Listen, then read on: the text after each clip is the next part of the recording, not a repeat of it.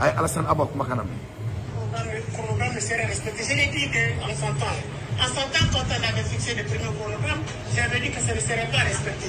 Ce ne serait pas respecté parce qu'en réalité, on a embrassé, voulu faire trop de choses dans ce petit laps de temps. On a dit de cerner les périmètres. Les actions à mener doivent être définies et réduites à leur au minimum pour que ça soit tenable. Mais puisqu'on a voulu faire trop de choses dans un petit laps de temps, je savais que ce n'était pas pour moi une surprise que le chronogramme ne soit pas tenu. Aujourd'hui encore où on va dire chronogramme, en réalité on demande un chronogramme pour des gens qui savent très bien, pour l'ambition que les autorités actuelles ont affirmé de sortir total. Je vais prendre seulement un seul cas, la sortie de la CDO.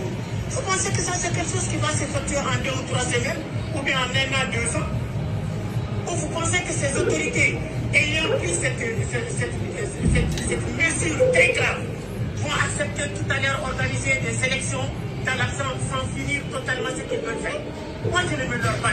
C'est pourquoi je dis qu'ils n'ont même pas en tête l'organisation des élections. Ils se jouent de nous.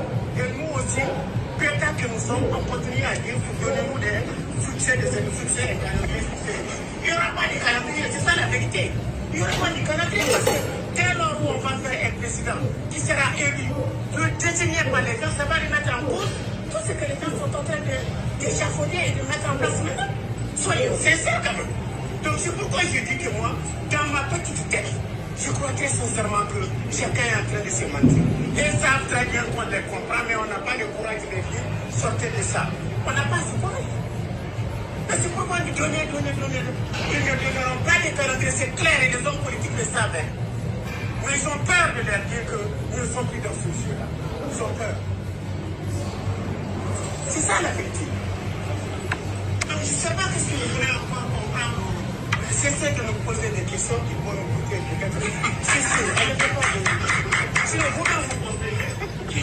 Voilà, donc donc au Malion, le monsieur, vraiment je le salue. Mafo. C'est un monsieur, comment bien chrétien. Quand on nous na élection qui est, tu as voté là. Tu as un calendrier de moment.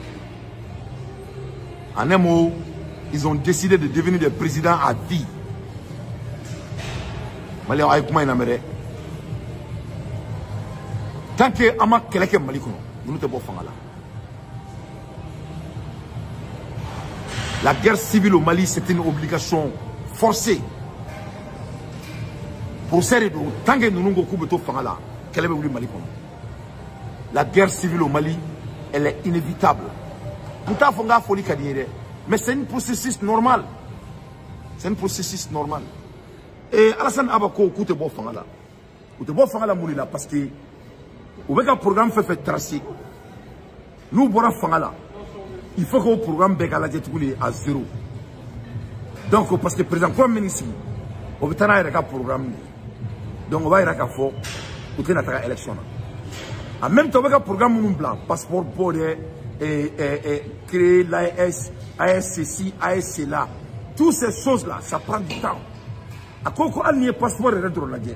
Le temps que tout le monde va se faire de nouveaux passeports, et ainsi de suite. Ça, ce n'est pas un projet d'une année, ou de 2 ans, ou de 3 ans. Donc, en un mot, on vit dans un pays, c'est le Django. Le Mali est devenu le Django. Mali voilà, on vit dans un pays qui n'a plus de loi, ni foi. Donc, comme Mali politicien, donc, le notion donc que les gens viennent et disent que donnez-nous la date et donnez-nous des feuilles de route, que c'est de n'importe quoi, c'est des foudres de la gueule des Maliens et c'est des foudres de l'intelligence des gens. Donc, on vit dans un pays dont on va voir des bandits au pouvoir en vie. Donc, nous, beaucoup de temps en vie. Moi, Dante, vraiment, vraiment, moi, je sais pas.